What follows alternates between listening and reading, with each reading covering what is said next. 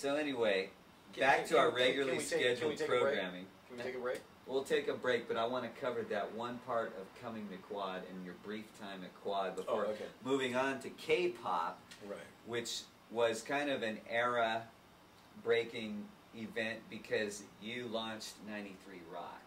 Well, Alex, I wasn't on that overnight shift very long. Yeah, then you moved up to 10 p.m. to 2 a.m. I was on like for 3 weeks or something like that. Yeah. And then I started doing, then Greg Lane got the overnight show. Right. Oh my God. But anyway, then I ended up, after you left 90 days later to go to K-pop. And by the way, when you were there, that was our biggest book ever in KWOD history. It had an 8.9, and it was number 2 right behind KSFM. Here was the reason I left KWOD. I was married, my wife was pregnant, I think she was 3 or 4 months into the pregnancy.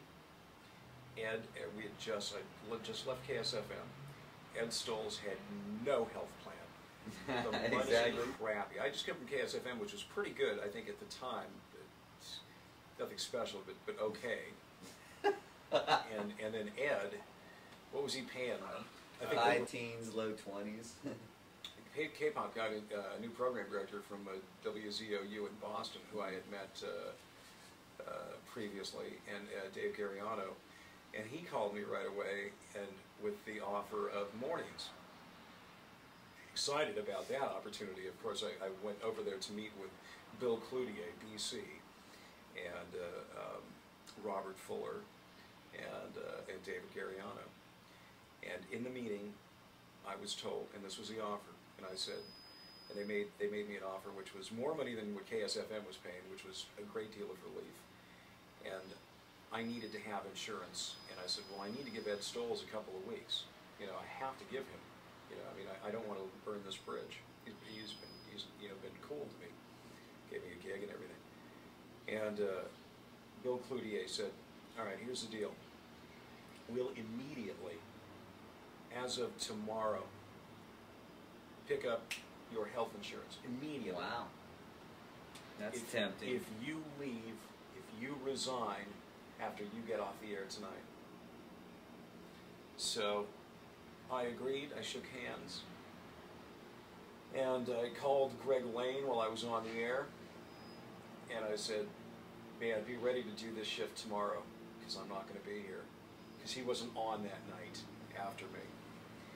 And the next morning I went on the air at K-pop, much to Ed's surprise. Ed's surprise. I truly, not to hurt Ed at that point or to be mean, because I wasn't attempting that. It was just, it was of necessity, and we were so worried about how we were going to pay to have for a baby, you know, because suddenly we didn't have insurance. So that was something that was an offer they made me that I could not refuse.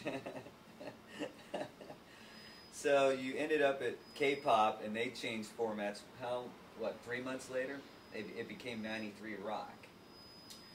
No, it wasn't about. It was later. 3 to 6 months. I think it was about 6 or 8 months later. Yeah. Which would have been the beginning of '86 is when that happened, right? Right. Describe that event that you changed a radio station that became one of the leading radio stations that put the heritage KZAP out of business.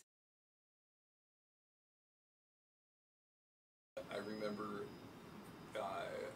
Bill Cloutier and Bob Fuller and J.J. Jeffries and David Gariano, and I was invited to this, didn't know why, but I was, in a meeting in a hotel room, which I believe was the Holiday Inn, right down the street from K-pop, over there on Madison Avenue and the 80.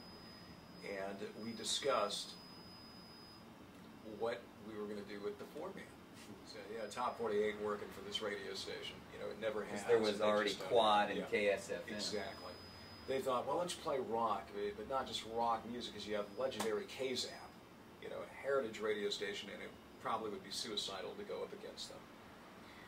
So why don't we give them a rock hits type of format, and originally designed, I guess, more like an Aero 93 in Los Los Angeles, not Aero 93.7 in Sacramento. Right. That is a very distorted version of Aero 93 in LA. Yeah, Aero 93 in LA is really good. Yeah, well, it's actually more rock. Yeah. Hits, and I remember I'm the one who suggested 93 rock. Bill Cloutier wanted, and David Cariano at the time didn't really have a preference. He wanted, I believe, to call it a Q, something like a 93Q or something. And Bill Cloutier. What were the call letters? Okay, it was K-pop, but then it switched to something. DJ something, KDJQ. That's it, KDJQ. Okay. Yes, yes, because they were. And this is why that happened. This is why they changed it to KDJQ. Because in the event that this rock hits format didn't work, they were ready to go back to Top 40 and call it the new Q93. That is hilarious. That is a classic radio story. That is exactly why those call letters were chosen. Yeah, had nothing to do with rock. It was like, well, why are we choosing that? In case it doesn't work as we planned.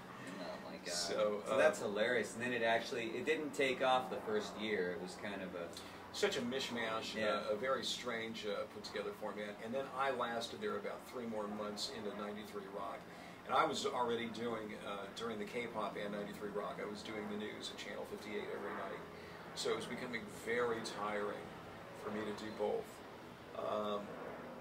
So I did that, and then after I left K-pop, or 93 Rock, I went to, and that had evolved completely away from what my shtick was, you know, that it became, it was such a mishmash in the beginning, and then they didn't know what to do with it, and then they shut all the jocks up, and they actually didn't have a morning show for a long time. It was more music in the morning, trying to establish whatever they were and trying to find an identity. And I think they went through, like you said, about a year's time of growing pains. And that first program director, wasn't that Carmi Ferrari? Yeah, I remember.